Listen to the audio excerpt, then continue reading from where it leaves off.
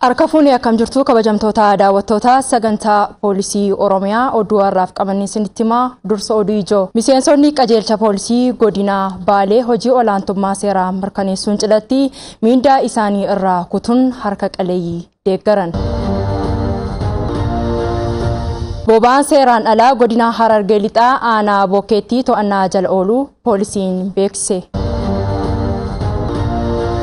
Amma oduu bal'inaan oduu waliin ani Bilisee Bayyanaati. Boba'aan seeraan alaa godina Harargee lixaa aanaa Bokkeetti to'annaa jala ooluusaa poolisiin beeksise. Araarsoo Muhammad dabalata qaba. Godina Harargee lixaa aanaa Bokkeetti sakattoomsa keellaa irratti yeroo garagaraa taasifameen boba'aan seeraan alaa liitira 15,000 kan to'atame yoo ta'u, kana keessa liitira 5,000 shakkamaa waliin mana murtiitti dhiyeessuun mootummaaf galii gochuu fi shakkamaas hidhaa cimaa waggaa 7 fi adabbii maallaqaa qarshii 150 kan adabsiisan ta'uu diivizhiniin qorannaa yakkaa fi murtii haqaa kennisiisuu waajjira poolisii aanaa Bokkee Inspektar Gargaaraa Tijjaanii Siraaj ibsaniiru.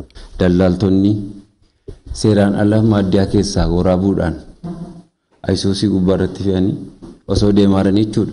Yeroo sadii yeroo garagaraatti yeroo sadii roottoo 75 ka to'anne kan murtii argate roottoo 25 roottoon 25 jechuun leetira 5,000 leetiri 5,000 kun immoo yoo qarshiidhaan baay'ifnee tilmaamnu haala yeroo ammaatti gabaammaatiin qarshii 175 kan baasudha.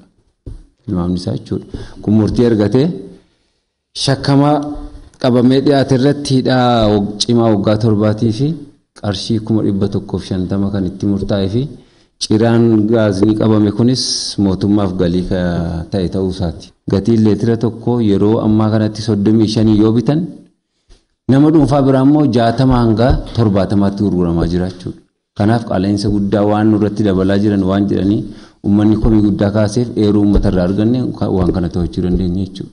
Daarektarri ittaanaa waajjira poolisii aanichaa Inspektar Ittaanaa Yirgaa Birruu daldalli boba'aa nama dhuunfaatiif waan hin hayyamamneef tarkaanfiin eegalame cimee kan itti fufu ta'uu fi hawaasni keenyas kana hubachuun deeggarsa isaa cimsee itti fufuu qaba jechuun dhaamaniiru. Namoonni amma isaan irraa qabame kun eeyyaman qaban jechuudha. Eeyyamni immoo akka seera biyya keenyaattis akka labsii biyya keenyaatti baay'ee jirus beenzilaa fi naafxaan namoota dhuunfaatiif eeyyamni akka hin kennamne ni beekama jechuudha.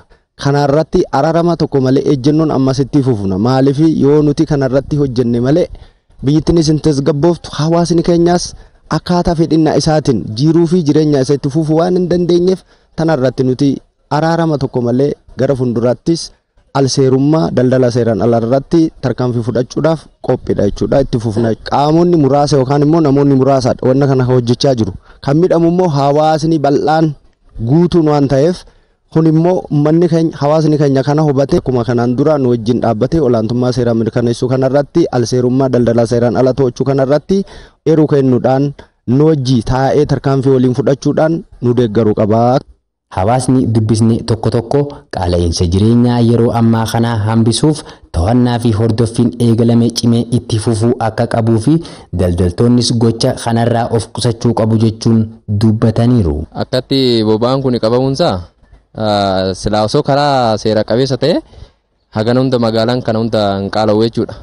Kanaafuu waan seeraan ala qabamuunsaa gabaa tasgabbeessuu keessatti iddoo olaanaa qaba jechuudha. Maaliif magaalaan kun qaalaatuma deema.